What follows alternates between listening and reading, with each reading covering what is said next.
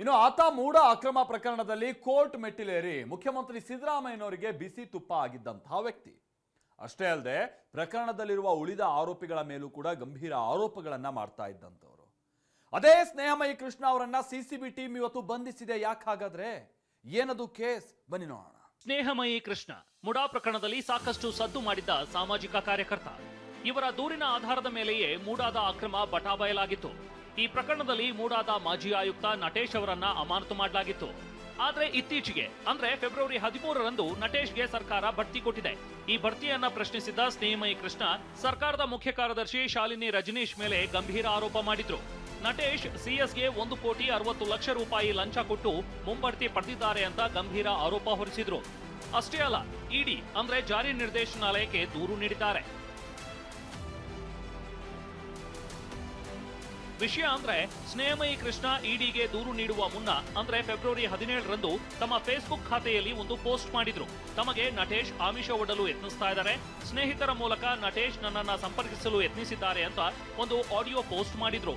ಅದರಲ್ಲಿ ಆ ಸ್ನೇಹಮಯಿ ಕೃಷ್ಣನನ್ನ ಹೇಗಾದ್ರೂ ಕರೆತನ್ನಿ ಅನ್ನೋ ಆಡಿಯೋ ಇತ್ತು. ಸ್ನೇಹಮಯಿ ಕೃಷ್ಣನ ಏನಾದ್ರು ಲಿಂಕ್ ಹಿಡಿದು ಕನೆಕ್ಷನ್ ತಗೋಬೇಕಲ್ಲ, ನೇರವಾಗಿ ಒನ್ ಟು ಒನ್.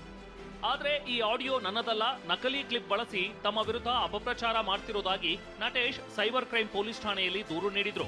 ಇದೀಗ ಎಫ್ಐಆರ್ ದಾಖಲಿಸಿರುವ ಸಿಸಿಬಿ ಪೊಲೀಸರು ಸ್ನೇಹಮಯಿ ಕೃಷ್ಣ ಅವರನ್ನ ಬಂಧನ ಮಾಡಿದ್ದಾರೆ. ಸ್ನೇಹಮಯಿ ಕೃಷ್ಣ ಅವರಿಗೂ ಕೂಡ ಒಂದು ನೋಟಿಸ್ ಜಾರಿ ಮಾಡಿ ಅವರಿಗೆ ಠಾಣೆಗೆ ಕರೆಸ್ಕೊಂಡು ಎನ್ಕ್ವೈರಿ ಸಲುವಾಗಿ ನಾವು ಈಗ ಸದ್ಯ ಕರೆಸ್ಕೊಂಡಿದ್ದೀವಿ. ಸದ್ಯ ಮುಂದೆ ತನಿಖೆ ಮುಂದುವರಿತಾ ಇದೆ. ಸ್ನೇಹಮಯಿ ಕೃಷ್ಣ ಅವರ ಪುತ್ರ ವಿವೇಕ್ ಪ್ರತಿಕ್ರಿಯೆ ಕೊಟ್ಟಿದ್ದಾರೆ. ತಮ್ಮ ತಂದೆಯ ಪ್ರಾಣಕ್ಕೆ ಏನಾದ್ರೂ ಆದ್ರೆ ಸರ್ಕಾರವೇ ಹೊಣೆ ಎಂದಿದ್ದಾರೆ. ಅಜ್ಞಾತ ಸ್ಥಳಕ್ಕೆ ಕರ್ಕೊಂಡು ಹೋಗಿದ್ದಾರೆ ಅಂತ ಹೇಳ್ತಿದ್ದಾರೆ. ಅವ್ರ ಜೀವಕ್ಕೆ ಸ್ವಲ್ಪ ಪ್ರಾಬ್ಲಮ್ ಇದೆ, ಏನಾದ್ರೂ ಆದ್ರೆ ಈ ಸರ್ಕಾರನೇ ಕಾರಣ ಸರ್. ಸ್ನೇಹಮಯಿ ಕೃಷ್ಣ ಬಂಧನವನ್ನ ವಿಪಕ್ಷ ನಾಯಕ ಆರ್ ಅಶೋಕ್ ಖಂಡಿಸಿದ್ದಾರೆ. ರಾಜ್ಯದಲ್ಲಿ ತುರ್ತು ಪರಿಸ್ಥಿತಿ ಇದೆ ಅಂತ ವಾಗ್ದಾಳಿ ನಡೆಸಿದ್ರು. ದುರಾಡಳಿತದ ಪರಮಾವಧಿ ಹಿಂದೆ ದೇಶದ ಮೇಲೆ ಎಮರ್ಜೆನ್ಸಿ ತಂದು ದೇಶವನ್ನು ಹಾಳು ಮಾಡಿದಂಥ ಕಾಂಗ್ರೆಸ್ ಅವರು ಈಗ ಕರ್ನಾಟಕದಲ್ಲೂ ಒಂದು ರೀತಿ ಎಮರ್ಜೆನ್ಸಿ.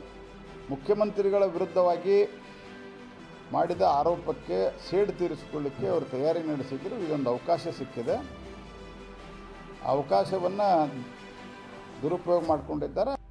ಆದ್ರೆ ಸತೀಶ್ ಜಾರಕಿಹೊಳಿ ಮಾತ್ರ ನಟೇಶ್ ದೂರು ಕೊಟ್ಟಿದ್ದಾರೆ, ಅದರ ಬಗ್ಗೆ ತನಿಖೆಯಾಗಬೇಕು ಅಂತ ಸಿಸಿಬಿ ನಡೆಯನ್ನ ಸಮರ್ಥಿಸಿಕೊಂಡಿದ್ದಾರೆ. ನೋಡಿ, ಅದು ಅವ್ರ ಮ್ಯಾಗ ಯಾರೋ ಕೇಸ್ ಏನೋ ಕೊಟ್ಟಿದ್ದಾರೆ, ಅವ್ರು ಅದನ್ನು ಮಾಡಬೇಕು, ಅವ್ರ ಮ್ಯಾಗ ಏನಿದೆ ಎಷ್ಟಿದೆ ಅಂತ. ಸೊ ಅದು ಪ್ರೂವ್ ಆಗಬೇಕು ಅಥವಾ ಇನ್ವೆಸ್ಟಿಗೇಷನ್ ಏನು ಬರ್ತದೆ ನೋಡಬೇಕು, ಅದ್ರ ಮ್ಯಾಗ ಡಿಪೆಂಡ್ ಅದು. ಸೊ ಸುಮ್ಮನೆ ಯಾರೋ ಪೊಲೀಸ್ ಮಾಡಿಲ್ಲ, ಅವ್ರು ದೂರು ಕೊಟ್ಟಿದ್ದರಿಂದ ಅದನ್ನು ಅವ್ರ ಮ್ಯಾಗ ದಾಖಲೆ ಮಾಡಿದ್ದಾರೆ. ಪೊಲೀಸ್ರಿಗೆ ಎನ್ಕ್ವೈರಿಗೆ ಕರ್ಕೊಂಡು ಹೋಗಿದ್ದಾರೆ ಅಷ್ಟೇ. ಇನ್ನು ನೋಡ್ತಾರೆ ಏನು ಎನ್ಕ್ವೈರಿಗೆ ಅಂತ ಕೇಳಿದ್ದೀವಿ ನಾವು, ಎನ್ಕ್ವೈರಿಗೆ ಏನೋ ಮಾಡಲಿಕ್ಕೆ ಕರ್ಕೊಂಡು ಹೋಗಿದ್ದಾರೆ ಅಂತ. ಇಷ್ಟು ಮಾತ್ರವಲ್ಲ, ಮೈಸೂರಿನಲ್ಲಿ ಸ್ನೇಹಮಯಿ ಕೃಷ್ಣ ನಿವಾಸದ ಮೇಲೆ ಸಿಸಿಬಿ ಪೊಲೀಸರು ರೇಡ್ ಮಾಡಿದ್ರು. 2 ಮಹಿಳಾ ಸಿಬ್ಬಂದಿ ಸೇರಿದಂತೆ 10 ಪೊಲೀಸರು ಸ್ನೇಹಮಯಿ ಕೃಷ್ಣಗೆ ಸೇರಿದ 2 ಮನೆಗಳಲ್ಲಿ ಪರಿಶೀಲನೆ ನಡೆಸಿದ್ರು.